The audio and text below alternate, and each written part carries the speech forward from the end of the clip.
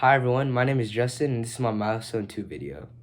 The accomplishments I've made so far is that I got my LCD set up and working, and now since my Pi and my LCDs both started working, I started working on a modification, which is to make this game portable.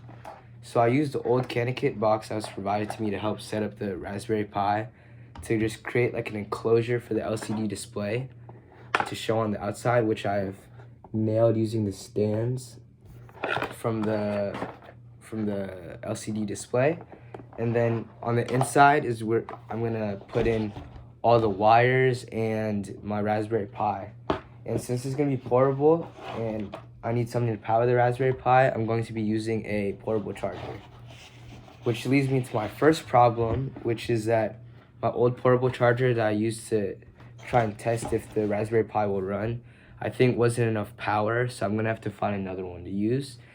And another problem I ran into was that the API key ran out of tokens, so I couldn't like run the game properly on my Raspberry Pi.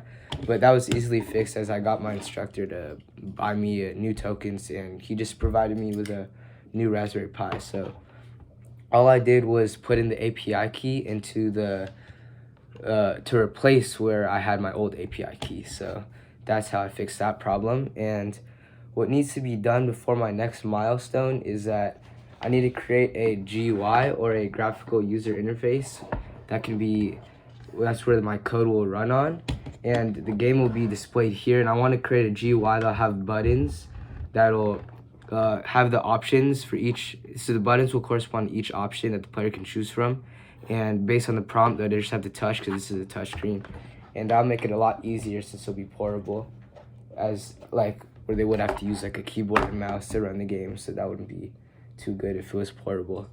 And also, before my next milestone, I have to manage and organize all the wires inside the box, as it's a bit messy. And maybe I could just use like, my idea for that is to use like less length of a wire, like a shorter wire, so that there's not like too much going on inside the box. So that's all I really need to do before my next milestone, and once I have that done, I think we'll be almost done completing my modification. And some surprises I have is just how much I've learned in this experience. Like everything has been new to me, like starting from the terminal, like just coding, just looking at the code from the game and just using like API keys and all that. Everything is new to me, so it's just been great experience for me and just learning new things.